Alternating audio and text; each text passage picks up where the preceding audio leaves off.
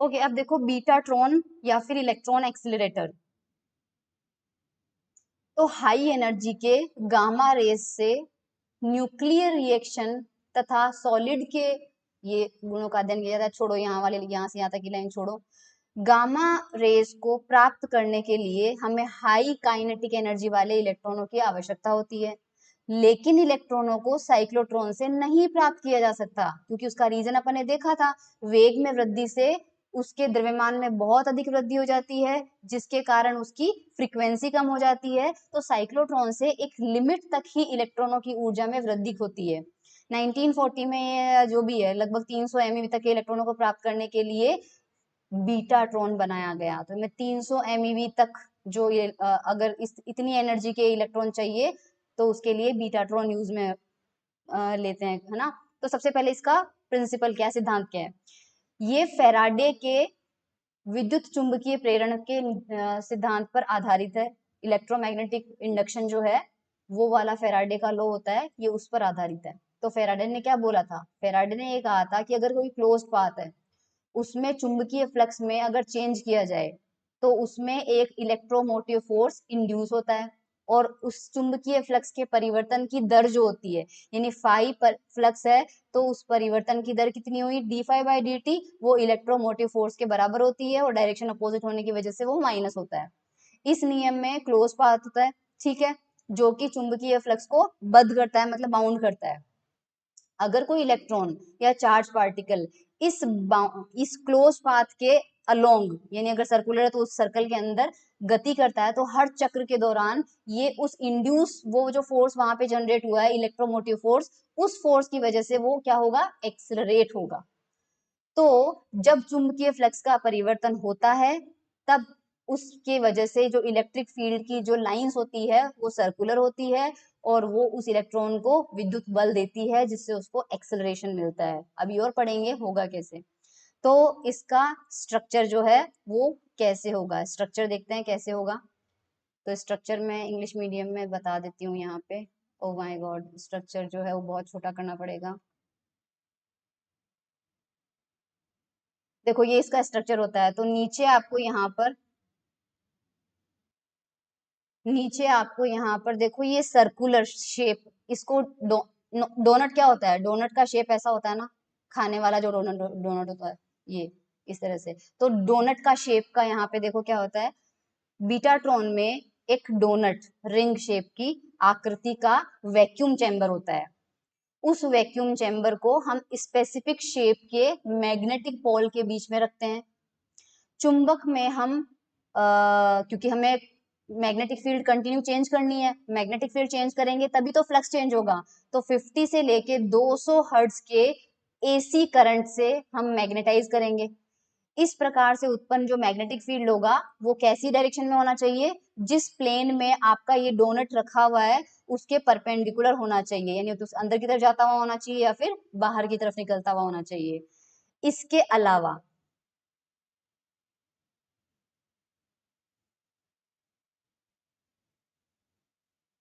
इसके अलावा जो मैग्नेटिक फील्ड है उसका वैल्यू जो है सेंटर पर बहुत अधिक रखा जाता है।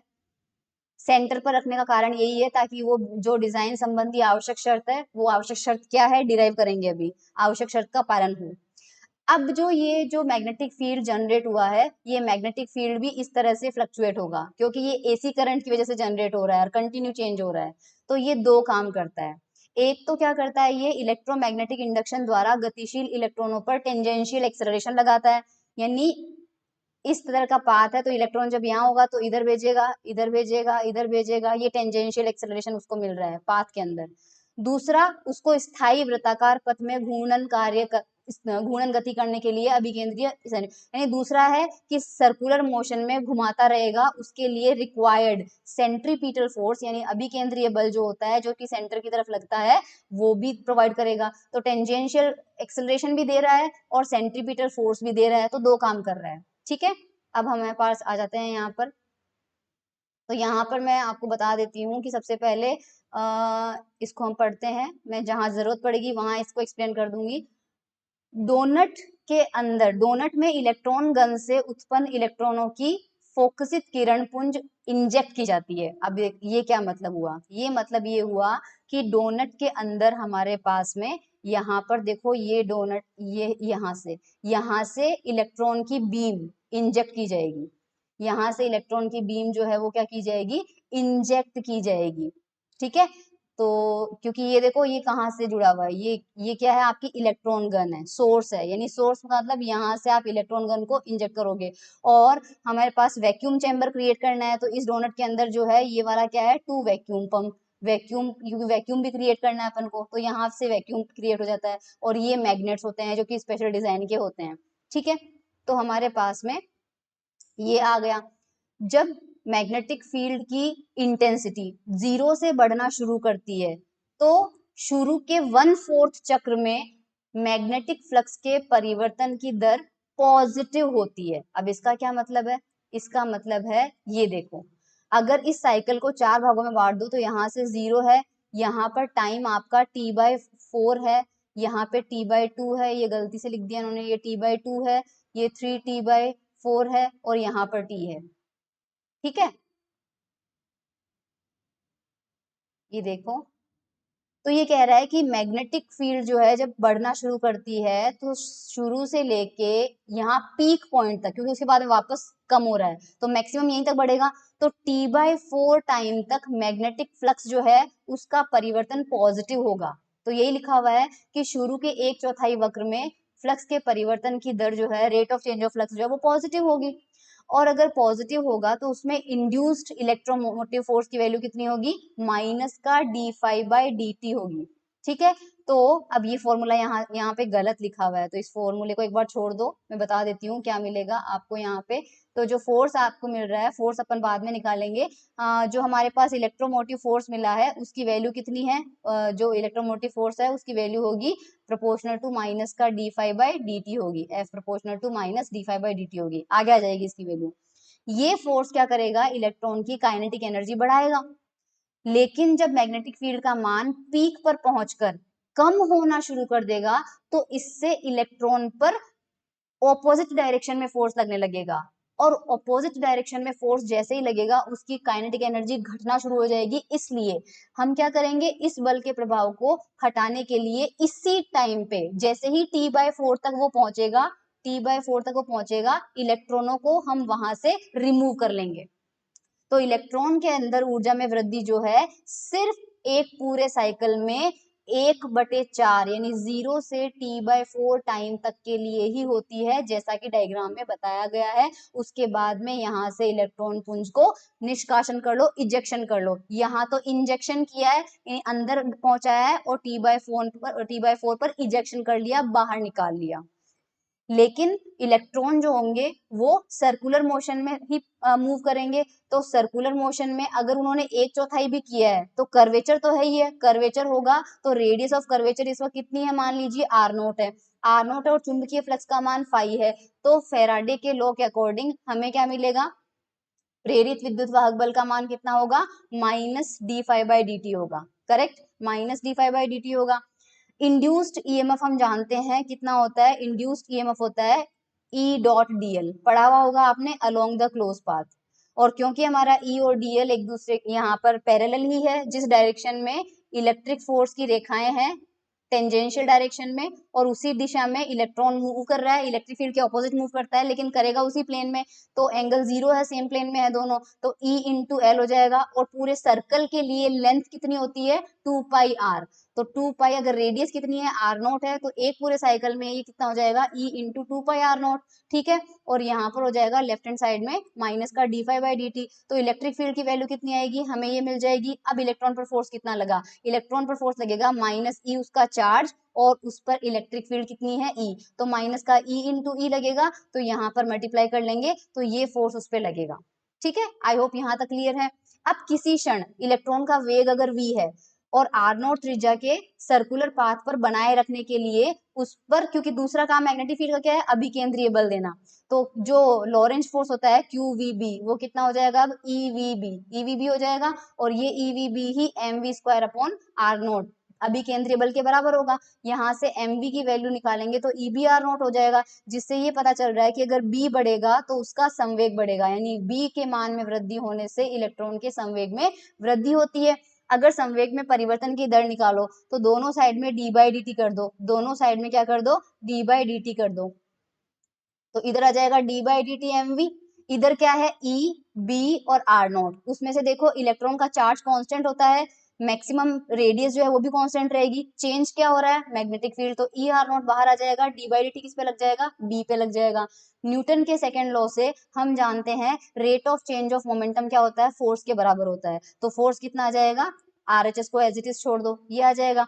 अब हमें इक्वेशन नंबर 2 में और 4 में दोनों में फोर्स मिला है लेफ्ट हैंड साइड में, तो राइट हैंड साइड भी बराबर होगा, तो इक्वेशन नंबर 2 में आपको दिखा देती हूँ कौन सा था, ये देखो इक्वेशन नंबर 2 में F is equals to E upon 2 pi R naught d phi by d t, इधर भी F है, करेक्ट। और इक्वेशन नंबर 4 के अंदर भी हमें लेफ्ट हैंड साइड में F मिला है, तो राइट हैंड साइड दोनों के क्या होंगे, इक्वल करेंगे, दोनों को हमने इक्वल कर लिया और यहाँ से d phi by d t की वैल्यू निकाल लो, तो d phi by d t की वैल्यू जो है बराबर हो गई इसके, ये इक्वेशन कहलाती है बीटाट्रॉन की कंडीशन, और यही उसका मूलभूत संबंध है, बस इतना आपको याद रखना है, बाकी ये थ्योरी इंपॉर्टेंट नहीं है। तो उस बीटाट्रॉन की कंडीशन जो है एग्जाम में डिराइव करने के लिए आएगी, तब आपको ये लेना है, ठीक है। उसके बाद अब इलेक्ट्रॉन द्वारा प्राप्त ऊर्जा की गणना हम करते हैं कि इलेक्ट्रॉन की एनर्जी कितनी हुई जब वो बाहर निकला।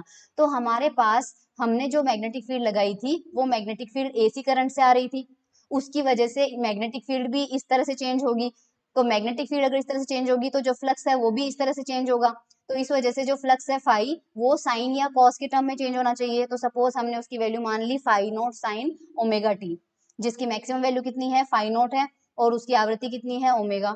हमने देखा कि वो केवल T/4 टाइम तक एक्टिव है, तो T/4 टाइम पाई/2 ओमेगा के बराबर होता है, कैसे, T हम जानते हैं 2 पाई/ओमेगा होता है, तो यहाँ से T/4 निकालो, तो T/4 का मतलब 4 से इसको डिवाइड कर दो, तो यहाँ से 2 से 2 गया, ये कितना बचा, पाई/2 ओमेगा, तो T/4 जो होता है वो पाई/2 ओमेगा सेकंड के लिए इलेक्ट्रॉन का त्वरण होता है, उसके बाद से तो हम निकाल ही लेते हैं।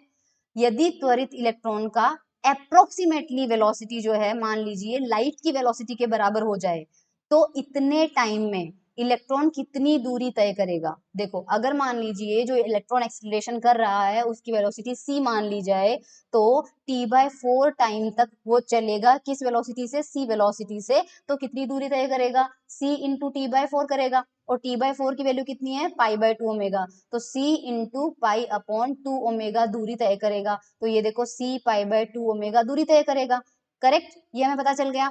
अब इतनी दूरी में इलेक्ट्रॉन कितने चक्कर लगा लेगा, इतनी दूरी में इलेक्ट्रॉन जो है वो कितने चक्कर लगा लेगा, तो आप ये देखिए 2 पाई r नॉट दूरी में चक्करों की संख्या कितनी होती है, एक, क्योंकि एक पूरा चक्कर मतलब एक पूरा सर्कल, और एक पूरे सर्कल की दूरी कितनी होती है, 2 पाई r नॉट, तो 2 पाई r नॉट दूरी में चक्करों की संख्या एक होती है, तो c/2 ओमेगा दूरी में चक्करों की संख्या कितनी होगी, 1/2 पाई r not multiply by c/2 omega, तो हमारे पास आ जाएगा, इसको सॉल्व करेंगे तो ये आ जाएगा, ऊपर तो पाई से पाई कैंसिल आउट हो जाएगा और ये मिल जाएगा c/4 ओमेगा r0, तो इतने चक्कर वो लगा लेगा।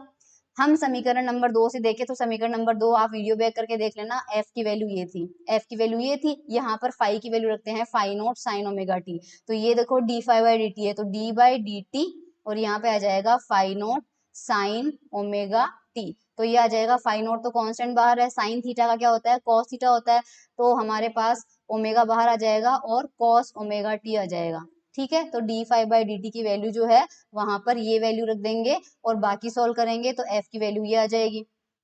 अब हमारा t बराबर 0 से लेके और t बराबर पाई/2 ओमेगा तक ही काम करेगा ये सिस्टम जो भी है हमारा, तो इस यहाँ तक उस पर लगा हुआ फोर्स लगेगा, तो फोर्स की एवरेज वैल्यू निकालते हैं अपन। अगर फोर्स की एवरेज वैल्यू अपन निकालेंगे तो एवरेज वैल्यू का तरीका क्या होता है, देखो वो होगा एक पूरे चक्कर के अंदर, एक पूरे चक्कर में निकलता है, तो हमारे पास यहाँ पे क्या होगा, जितने भी टाइम में फोर्स लगेगा F D T upon integration D T, ये होता है आपका एवरेज निकालने का तरीका। दोनों में लिमिट सेम लगती है, तो 0 से लेके पाई/2 ओमेगा यहाँ पे लगेगा, 0 से लेके π/2 ओमेगा यहाँ से लगेगा, तो ये फोर्स के एवरेज का फॉर्मूला है। तो ये देखो 0 से π/2 ओमेगा, सबसे पहले फोर्स यहाँ लगा लिया, साथ में dt लगा दिया, तो FDT आ गया, और यहाँ पे dt, पूरा dt इसको सॉल्व करोगे तो आंसर कितना आएगा, π/2 ओमेगा आएगा। करेक्ट। अब हमेशा इंटीग्रेशन करना है। इंटीग्रेशन किसका करोगे, कॉस ओमेगा टी का रहेगा केवल, तो कॉस ओमेगा टी का इंटीग्रेशन कितना होता है, साइन ओमेगा, केवल मैग्नीट्यूड कॉस ओमेगा टी का कितना होता है, साइन ओमेगा टी होता है। साइन ओमेगा टी पर लिमिट क्या लगेगी, 0, और ये तो 0 से लेके π/2 पर लगाओ तो आपके पास वैल्यू कितनी आएगी, साइन ओमेगा, और टी की लिमिट है, टी की लिमिट कितनी है, π/2 ओमेगा, तो ओमेगा से ओमेगा गया, साइन π/2, साइन π/2 कितना होता है, 1 होता है, साइन π/2 कितना होता है, 1 होता है। तो यहाँ पर ये वैल्यू पूरी 1 हो जाएगी, और ये जो रिमेनिंग टर्म है ये एज इट इज लिखेंगे, तो ये एवरेज फोर्स लग रहा है। करेक्ट। अब ये एवरेज फोर्स लग रहा है, तो इस एवरेज फोर्स में अब इलेक्ट्रॉन द्वारा एकांक लंबाई में ग्रहण की गई ऊर्जा बल के बराबर, मतलब ये कहना चाह रहा है कि जो वर्क डन होता है वो हमें पता है F.dr के बराबर होता है। करेक्ट। फोर्स आपको पता है कितनी डिस्टेंस ट्रेवल करेगा, अगर वो आपको पता है तो वर्क डन निकालेंगे, और वर्क डन जो होता है वो उसके एनर्जी के फॉर्म में स्टोर होता है। तो अगर एनर्जी का फॉर्म निकालना है तो एनर्जी का फॉर्मूला कितना होगा, एवरेज फोर्स इनटू डिस्टेंस, कितनी डिस्टेंस तक उसने ट्रेवल करेगा। तो यहाँ पर देखो क्या किया अपन ने, average force multiply by distance, कितनी डिस्टेंस वो ट्रेवल कर रहा था, c π/2 ओमेगा, तो ये किसके बराबर आ जाएगा, एनर्जी के बराबर आ जाएगा।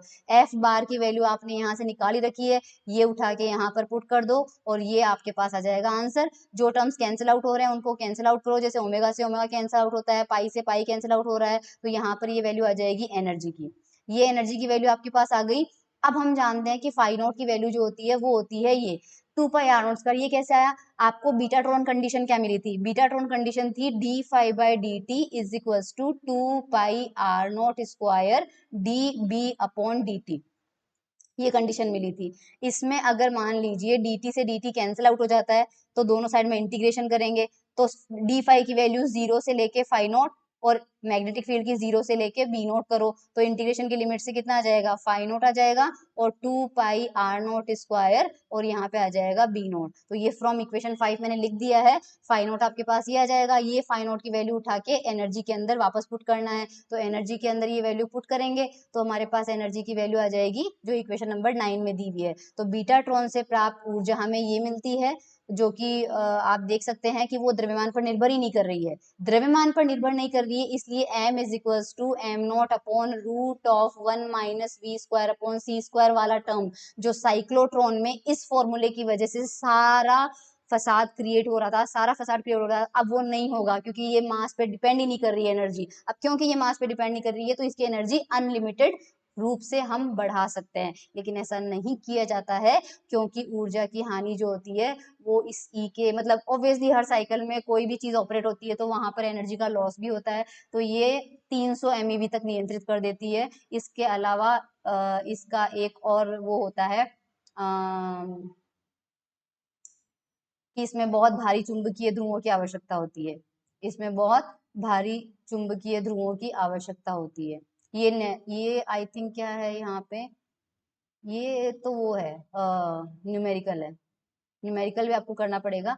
ठीक है, एक तो ये हो जाता है। अब एक चीज कई बार आ जाती है कि आपको t/4 टाइम पे एनर्जी मिल गई, अगर एक पूरे चक्कर में निकालनी होती है एनर्जी, तो एक पूरे चक्कर में निकालने का तरीका जो है वो आपको ध्यान रखना है। देखो, एक पूरे चक्कर में निकालने का तरीका न्यूमेरिकल में पूछा जाता है, इसलिए तो आप यहाँ पे इस चीज को कैसे करेंगे, ये देखिए, मैं यहाँ पे कर देती हूँ फटाफट, या फिर इसी को समझा देती हूँ। इतनी डिस्टेंस में, इतनी डिस्टेंस में एनर्जी कितनी मिली अपन को, ये इतनी डिस्टेंस में अगर एनर्जी ये मिली है, और ये डिस्टेंस कितने टाइम में ट्रेवल की गई थी, t/4 टाइम में, तो एक पूरे चक्र में यानी कि 2πr0 में, 2πr0 यानी एक पूरा साइकिल में एनर्जी कितनी होगी, सिंपल सा this upon this multiply by this, तो इसको सॉल्व करेंगे तो एवरेज एनर्जी आ जाएगी पर साइकिल 4 ω/r0² तो ये एनर्जी का फॉर्मूला जो है एक साइकिल की टोटल एवरेज एनर्जी है, वो भी आप उसको याद रखिएगा। ठीक है, अब हम यहाँ पर इंग्लिश मीडियम वाले बच्चों को दिखा देते हैं बीटाट्रॉन के बारे में।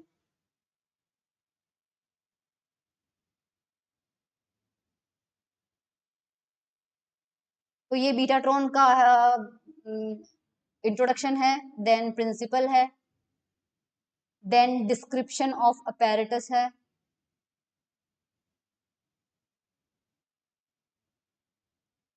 देन इसका डायग्राम है।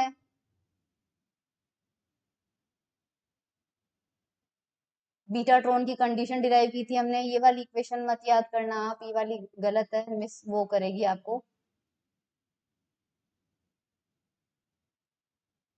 ये आगे जाके एफ निकाल लेते हैं। ये अपन ने T/4 टाइम तक देखा था। इंड्यूस्ड ईएमएफ, फिर एनर्जी निकाली थी, फोर्स निकाला था, फिर यहाँ से फोर्स का दूसरा फॉर्मूला निकाला था और पहले वाले से कंपेयर किया था। Energy gain by the electrons हमने निकाला था, सॉल्व किया था।